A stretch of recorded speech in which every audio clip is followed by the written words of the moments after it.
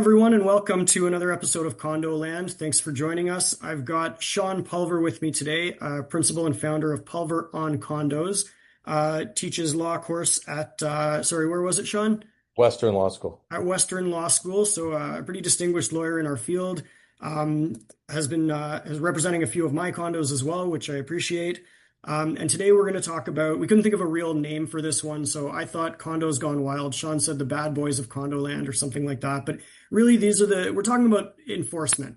These are the people who don't want to follow the rules. Now, we're not talking about mental health. This isn't people who, are hoarding or have other problems and it's out of their control. These are people who are just jerks, essentially, who don't want to follow the rules. And what do we as managers do about people like that? So I'm going to pass it off to Shawn to give himself a bit of an introduction, and let's dive right in. Thank you, Eric, and appreciate the invitation, and always love an opportunity to discuss all things condo, and dealing with difficult people and difficult situations. I think is something that all condo lawyers and managers deal with from time to time, sometimes more frequently. And I really think that the conversation really starts with kind of understanding the personalities and having, managers who have done everything they can under their control to be respectful and to listen and to understand. And at some point, in certain situations, it just becomes untenable. And that's why you want to make sure that you are as professional and responsible as possible. If it gets to the point, though, where it literally becomes impossible to communicate, then you have to go to some of the alternative routes to try to communicate. And those are some of the examples that I'm happy to share with you. But I do think everything starts with the initial communication, trying your absolute best as a licensed manager, lawyer, trade, anyone involved, security, to try to do what you can to be respectful and to try to get to the point where you can resolve something person to person. But there are times, unfortunately, which we're going to go through, where that it just becomes impossible, and you have to use other routes of getting the resolution that your site needs. Absolutely. And there's a few different ways we can slice this. Like, you've got people who break a rule, it's a one-off, they've never done it before, but the consequences are high. So, I moved without booking the elevator and I smashed the floor of the elevator, and that's going to cost thousands of dollars to fix. I'm a good person. I made a mistake. And then you've got the repeat offenders on the other end of the spectrum. And those are the people who break every rule all the time because they just don't want to live in a society with rules. And that's more, I think, what we're going to talk about today. But I kind of do want to talk about both. I want to, kind of want your take on how do you treat those one-offs before we get into the fun stories about the crazy people. Sure. We've had cases where, just like I said, someone's moving in, they scrape a wall, and it's a wallpaper, finish. And to get that wallpaper 10 years after the reno was done to match, it's $4,000 to get this done. And the board is insistent that this has to be, there's no compromise. It's got to be fixed. How do you approach someone like that? Like, if I was that person, I'd be devastated. That's a lot of money for a mistake, but you still have to enforce it as a manager. Yeah, I think that the one-offs are generally a little bit easier to deal with, in that if the manager, or could be sometimes security guard, or maybe even the lawyer, have to involve, if you're up front with that person or persons and explain, why the rule's there, what's happened, and say that we're not trying to make this personal against you, make this into anything more than you're in a community, something's damaged, if you just spend $2,000 on wallpaper, it shouldn't be coming out of the funds of the condo or other owners paying for it. It's just a fairness thing. The same way as if you were living in your house and someone came in and damaged it, you'd be paying for it, and sometimes people lose sight of that you're in a condo and thinking it's separate, but it's really not. You're all part of a community. So I found that in those one-offs, it's a little bit easier when you take a step back and try to explain that, as annoying as it is, you having to pay to replace the wallpaper, was somebody you brought in. So, like, whether they're happy with it or not,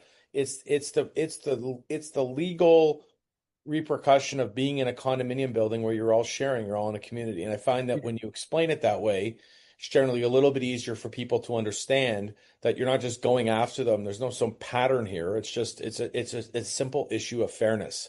And if you explain it in a reasonable manner like that, 9 times out of 10, people may not be happy about it, but they understand it, and it's usually unlikely that it's going to happen again. Fair enough. Yeah. And if you're dealing with reasonable people, that's true. And let's switch the conversation to those not so reasonable people. And so first off, I'm just going to ask you for some fun stories because that's what Sure, this podcast is all about. And then we sure, can kind of talk about what do you, as a manager, what do you actually do with people like this? I don't know if there's a straight answer to that. I think it's complicated and it's difficult, but tell me some of your, from your experience, what have you sure. seen in condo world? I mean, I always say, I mean, when you're dealing with a condo, it's especially in larger sites, it's like you're living in your own municipality, right? You're living with your own government, your own infrastructure. And so in that municipality, just like if you had a police station there with issues and um other third parties involved in operating the building, you're going to have, just like in a government, people that aren't complying with the government and So not in a complying. municipality, there's guys in uniforms who can like administer violence. Like we can, Yes. we shoot we don't have that. Like We do not have that, so but your suggestion, just to be clear, your yeah. suggestion is we all have pepper spray that we carry around as managers. Is Uh, that we're good? Not to that degree, but Okay. I am suggesting that as managers that Violence is what you're yeah. suggesting. No, go on. No, I'm no suggestion of violence on this podcast, but I am suggesting, I mean, I've seen things like some security companies that do training like on verbal judo and different things where they have training on specifically how to respond, speak to certain people who become upset or agitated. And that ability to communicate where someone feels listened to, but they also are understanding, the power structure and doing something wrong, and that there are people of authority that are there to make sure that they're complying in terms of security and property management. I mean, to understand, to do your best to reduce the chances that it's going to escalate further to some kind of altercation, because I've seen all kinds of things in terms of lobby fights, elevator fights, Yeah. garage fights, people that are angry with one another, whether it's someone's dog that's barking too loud in the underground or somebody that's dropping cigarette butts off of. And a lot of times, if you have good security on staff or good, or even owners acting reasonably, they can diffuse those things. I've been involved in situations, files with fights like as I described, people fighting in lobbies, people Yeah. fighting, having dogs attacking them, things like that. A lot of times when if owners understand collectively that there's, systems in place and that that's not acceptable and that there's some kind of deterrent from behavior, there's a better chance, hopefully, that that won't be repeated.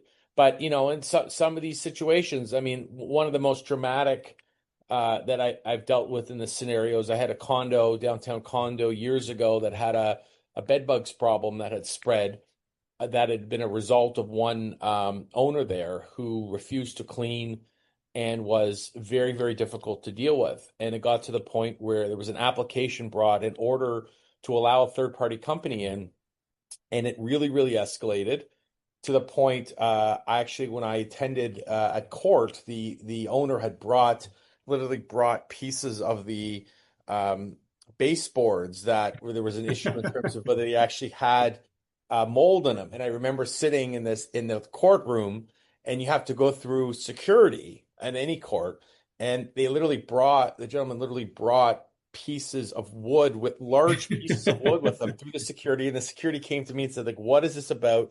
What am I supposed to do with this? And the judge was just didn't even know how to respond. And it was a very unfortunate situation. Actually, the second day I returned to court, the gentleman actually spit in my face.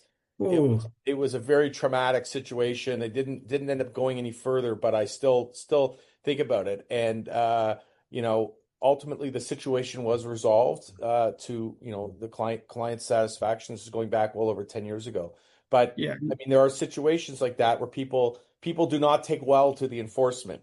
And No, they don't. And bringing rotten bed bug baseboards into a yes, court is a great example of that. I hope yes. the court didn't get bed bugs. Not that they have. I hope no one did, and I never got too itchy after that case, even though I was was worried, but no, But you bring up being spat on, and I think it's no secret. I wouldn't say most, a lot of managers have been at the receiving end of some kind of assault, whether it's verbal or physical in their careers. If you've been at this long enough, you've probably experienced something like that, which is not okay. There's nothing okay about of this. course. Um, Sure. and that, verbal judo or whatever aside, you just do get some of these people who are going to blow their tops if you tell them they can't do something, right? Like we've had cases where, townhouses, you've got a garden out front, and for whatever reason, they've messed up the garden, planted their own stuff, and screwed up the look of the place. So not necessarily a big deal, but you may have a board of directors or neighbors who are complaining. You got to enforce it, and if it's the wrong person, you better watch out when you walk by that unit because some people can really be unhinged.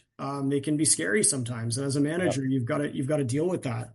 Um, so what's your advice then? Like you're in a building, you're walking around, you're trying to enforce rules on people that you're physically in a building with. You're sitting in the management office, sort of a sitting duck there if they're angry with you, Yeah. and it could be a really stressful environment. Like obviously, yeah, diffusing, learning how to speak to people is one thing, but if it has to escalate, how do you do so in a way that keeps you safe? Well, I think in the example you gave, if it's really to the point where you have a manager that actually feels fearful or potentially fearful, I don't think it's an unreasonable, especially if there's a if the if to say to the resident in that case, if you really like to speak, like prefer to speak outside or in front of the building or somewhere that's in a public place. So you're Yeah, not in your own office. There's people around that may make him or her feel more comfortable than being in your own. Because yes, like a lot of sites, the example you give, a lot of sites have small little offices because usually the yeah. management office is not some huge area within a designated condo. It's usually kind of after the fact space in a lot of condos that didn't initially contemplate having a management office. 100%. It's And typically a yeah, wedge-shaped oh closet with yeah, one entrance, and like I and have no I have one secure right and now, and we've usually got a no resident. and usually no security. No, and we, Yeah, we've got a site now where one of the residents, he's currently in jail. He was arrested a week or two ago. He won't be in jail for long. It's a temporary thing, but he was taken away. He hasn't come back. But my manager actually has like pepper spray, and it's a legal version of it, whatever it is. yeah. But because there's no second exit, there's only one way in and out. It's a small office, and if somebody stands at that door, you're stuck there. And it's unfortunate that that's the case, but in many buildings, like you said, the management office is an afterthought and it's not designed in a way with safety in mind. So a couple of suggestions there in that scenario. There's a couple ways of doing it. If the in-person meeting is required, then I don't think there's anything unreasonable by suggesting let's do it outside, let's do it in the lobby. If there's security in the building, to do it around there. If there's a concern historically, it's better to be safe than sorry. And a manager shouldn't feel like he or she has to be in their own little management office and having the meeting one-on-one if there's a concern. Yeah, If the issue is significant enough, I also don't believe if there's a legitimate health and safety issue that a manager, board member, other owner has, it's not unreasonable either to say, I prefer to keep the communication in writing. There's no guaranteed right to have an in-person meeting if there's a concern about health or safety. And, again, I don't think it's just managers listening to this, whether it's, board members or owners. I mean, the reality is there's obligations for employers or obligations, even if boards know that they are hiring property managers, that there has to be a safe environment created. And part of that is to understand if you think that your property manager feels not safe or doesn't feel secure because there may be certain personalities speaking to them, no one should be subjected to that. The boards should be working on solutions to work around these problems so that they don't have that. Because what you're going to end up having is you're going to end up losing your property manager because, absolutely. no one gets paid enough money to get, verbally abused, potentially physical abuse. Like no one gets paid enough to Or, do that. or just to sit there in fear that someone might show up at your office with violence on their mind or to Yes. scream at you. And Yes. no, I agree 100%. Like we've even gone as far as tell boards in certain cases where it's gotten heated that the manager is going to be working from home for the next few days because we need this to settle down a little bit. We need this person to calm down. We don't want to have this person in the office for the next little while this guy's as mad as he is because we just sent him a letter from a lawyer or whatever the case is. Yeah. Um, I think so and I think it's It's an unfortunate reality. I mean, not every condominium in the city and a province has security infrastructure and understanding. There's different budgets, there's different units or different buildings that have different financial viability. But I mean, in today's, 2025, I mean, the reality is that security systems and infrastructure and personnel, if possible, it's not even if it doesn't mean having an in-person security. I see a lot of smaller sites even now that are putting money into video cameras. They're putting money into other safeties, other fob options, just to do whatever they can to make people A, feel comfortable, and B, to have some kind of infrastructure that if there is an issue that they can monitor it, record it, and have the necessary evidence to in the event that it escalates further. It's just I wish I wasn't, and I wish we weren't in that, but I get involved in a lot of hostile situations, a lot of cases where people feel threatened, whether it's the manager, board, other owners. And these are just things, and I know boards don't want to allocate that kind of money. They'd rather put it in other upgrades to the building. But the money's got to come from somewhere. And if you have managers, staff, superintendents, other people working in a condo that don't feel safe, you're not going to have those people there anymore. And that's true of board members as well. If you're on a Yeah, board and your manager is the one enforcing an unpopular rule or a popular rule with a person that just doesn't want to follow it, whatever the yeah, case is, don't throw your cigarette butts over the balcony, yeah. whatever, you could be a target as well. And this conversation definitely went pretty dark pretty quick because we were just supposed to talk about like general enforcement and not about like Okay. harassment and stuff. But it's a fair point. Yeah, And yeah, like boards should understand that putting money into preventative type things or security really can go a long way because it's not just the managers that are going to be the brunt of people's anger. It might be board members. It might be contractors if it's something in their unit, whatever the case is. One of the ones we've had trouble with is when you're doing a repair in a unit where the person's not maintaining their unit, they're causing yeah, damage elsewhere, and you as the condo have a right to go and fix the problem. Well, in principle, that works. Sure, the person lets the plumber in, they fix the leaky toilet, and you move on. It doesn't work when that person doesn't want to let the plumber in the first place. sure, And I've had a bunch of cases like this, and I've heard of other managers where sure. that specific case, what do you do in a case like that? Just to switch gears a bit here, like what do you do in Sure. a case like that where, I get those calls very frequently from managers, and in some instances we have to get a court order if it gets to that point. We've had to do it for things like hoarding, other work that has to be done in a unit that someone's refusing. Because the reality is, no property manager or even security guard wants to get into a fight at the door with an owner or tenant. That's why if it really gets to the point, you can get an order for possession to get into the unit, get the sheriff's office in Toronto involved, which would have to happen where they have an infrastructure. The same way if you're a tenant that doesn't pay and doesn't have to leave, you bring in this sheriff and they have the resources to physically come in and do it because they're used to that. They're used to people at the door not leaving. Because I yeah, always tell managers, do not get into a fight or even a potential fight. It's not worth your own health or safety. If you go to the door and say, we're bringing in a plumber, we have to fix something, and they refuse, you could turn off the water if there's an issue of continued safety and security. But if you can turn the if water you off, can, in a lot of yes, places you can't. You got to turn the whole line off. This is why I always suggest getting a very big plumber, an intimidating large plumber, yeah, and sending them in and not yourself because that's that's a yeah they're way more fit than I am. And anyways, yeah.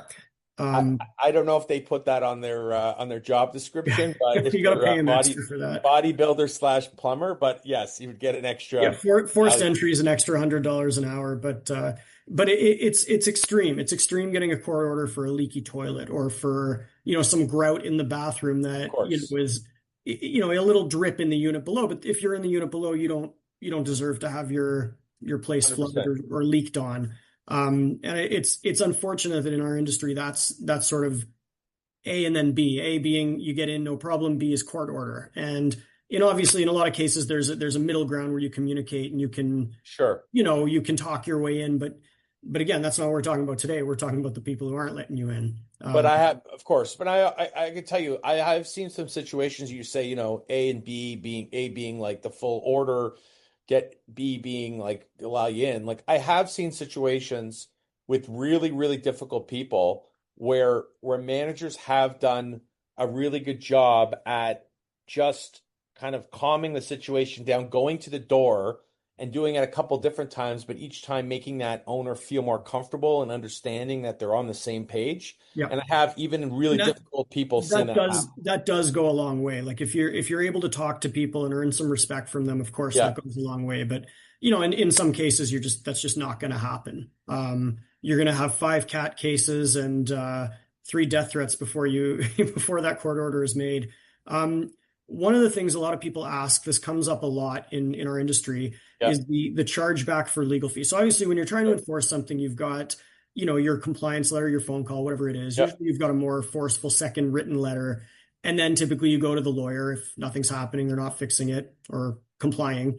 And the yeah. lawyer writes a letter and you put that on their account. Now, I get questions from my own managers. I've gotten questions from other managers in the field. I've heard this through ACMO. What are the limits to that? Like you obviously you want someone to comply. You can't just bury them in legal letters, throw it on their account, and put a lien on it. Then as soon as it's due. Like what are the restrictions? What are the limitations on the legal side? What does that look like? Sure. Um, it's definitely kind of a continues to be several years after this decision in Atlanta. There's still a lot of different interpretation of how this works. Where in that particular instance, there was uh, a a lien registered based on legal fees, and then ultimately the court said that the wording of the declaration's indemnity clause was not broad enough to include, just legal fees as the basis of the lien, and therefore they needed an order from the court. And so that's led to Mhm. a lot of indecision. Ultimately, in a lot of cases where you have a legal bill related to a matter, there's usually some other costs that are incurred, which kind of, if there are, it makes it a little bit less of a relevant point. Meaning, like if you've incurred a couple legal bills, but there's also third party charges, having to come in to hire a company to clean or have a security company, things like that. In those instances, in my view, if a corporation is incurring other related costs, that the clear breach is there, that those Mhm. costs are going to be able to be charged back collectively against the owner because there's a collective wrongdoing. There's a cost that the corporation incurred beyond the legal you're saying, right? Correct. So if If you have the a guy only throwing cigarette butts off of his balcony, get someone to clean the butts up for $100, put that on their ledger, and then go with the legal in addition to that. But you're saying that would be an easier thing to get away with, a lien or a power of sale. Generally speaking, if you're only leaning for legal fees, that sometimes can be challenging depending on the wording of your declaration. Yeah. But it's a case of what else is there that the owner has done, and costs that have been incurred, have they all been related to what's a clear and obvious breach? When you have a clear and obvious breach, a clear and obvious chargeback, those cases are much easier to deal with. Meaning, if a corporation knows, I get this all the time, that someone's dog, they know the dog, they know the look of the dog, they know who did it, they got it on video, that dog has pooped in the lobby. And that poop has led to having to go and clean it and bring it in, and it's cost them $1,000, and they may have to get the lawyer involved. There's not really going to be any way to refute the fact of how that occurred. All those costs relate to a clear breach of having your Yeah. dog. And I keep using the term poop because I think this is a PG-13 Yep. podcast. I don't know Um, if it is, but let's go with that. but we'll keep it that way. Otherwise, I Yep. would use a different four-letter I'll four-letter get back to word. you So, on so you can the confirm letter that. rating of the So, podcast. so in that scenario, it's very clear, like the breach, the costs, that's clear, black and white. Sometimes the breach where there's evidentiary issues about whether someone did or didn't do it, and there's clear conflicting evidence, that's where the chargeback cases become more problematic, more so than just are they legal fees or not. If there's a uncertainty of whether someone has or has not done something wrong, because it's usually the condo making the call, not a court. They have Right. to be more and more careful because if they say we believe that someone breached this rule just because someone in passing told the manager, and you take all these steps to lean, go forward, and then it turns out that that may not have been well founded, that's where a condo is going to run into a lot of trouble. Okay. All goes down to what kind of evidence do you have? Is it really conclusive? Because otherwise, if you're not sure, then the court may have to decide. Right. That's No, the that's stake. that's well put and great advice. We've only got about that went fast, and we only have about 5 minutes left. So I'm going to end this by asking you, Sure. what's your funnest, craziest, most horrible enforcement story that you can think of? You gave us the guy showing up to court with bed bug riddled baseboards. Do you have any others? That one was pretty bad. I mean, it's more the topic than specific. I mean, I'll give you kind of a list of stuff I've dealt with over the years. I've dealt with prostitution cases, operation of prostitution in condo Well, buildings. I'm going to stop you because I think that's the one you need to go with now.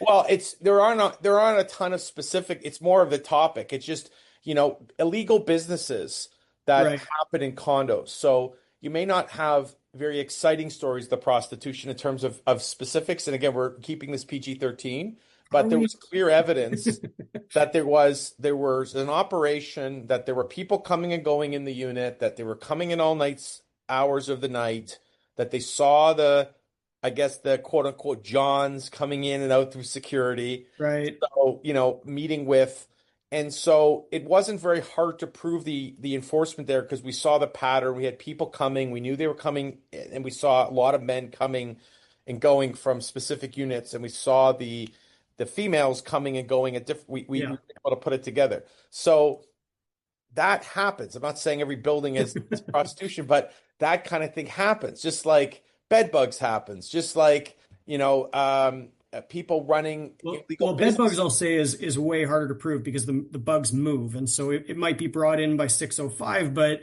606 doesn't do a good job cleaning, so they're the nexus of the whole thing, and everyone blames them. So it's a little bit trickier with bugs and pests, than Generally, yes. it is with hookers who are, a Generally, it is. In the case lot that more I mentioned, localized to one yeah, unit. in the case that I mentioned, it was clear because the owner was not keeping the unit clean, and they knew conclusively it had come from there, and then it started to spread. But you're Right. right. In some cases, it could be harder. But probably the prostitution one, I've had cases where there's been drugs, guns. I've had cases that have involved that you've had the not just the police, but the federal. I guess I don't know if it's the Mounties, but I always take it back to like thinking like the FBI in the States, but it's the whatever the Canadian equivalent is here, The RCMP, the the RCMP. RCMP. Yeah. So They come on their involved. horses with the red jackets. Yes, yes. No, no, they weren't wearing like the episode of Due South. You remember that show Yeah, yeah. with the Paul Gross. So I've seen all that stuff, and then just obviously, anything that can happen in a building, if you deal with enough of them, it will. But Yeah, yeah, it also, that's a fair point. you have enough condos, you have enough people Yeah, living you in tend to see condos. everything at scale, right? Maybe not, the details of it, but you tend to see a lot. And I guess with lawyers, you guys do see a broad sort of you get the highlights of every building, I guess, really. Well, highlights or a better way to put it, low lights. Yeah. Probably Red lights in your red lights. case. There it is. I like it. I've seen the red lights, and it's sometimes these things condos may never find out. But if you're have someone that maybe is only got one customer a night, then maybe you wouldn't know. But we Yeah. found out about it on this other case I remember because there were literally like 6, 8 guys coming through a night, so it was pretty Right. obvious what was going on. Yeah, yeah. Well, it's been half an hour. Okay. It was a meandering conversation from pepper spray to hookers and everything in between. I'd love to keep it going, and maybe we'll have you back for a round two at some point. I would love it. But thank you so much, Oh, Shawn. of It course. was a lot of fun, and again, Shawn from Pulver on Condos. Really appreciate you coming on. Thank you, Thank Eric, for you. having me, and again, thank you everyone for listening.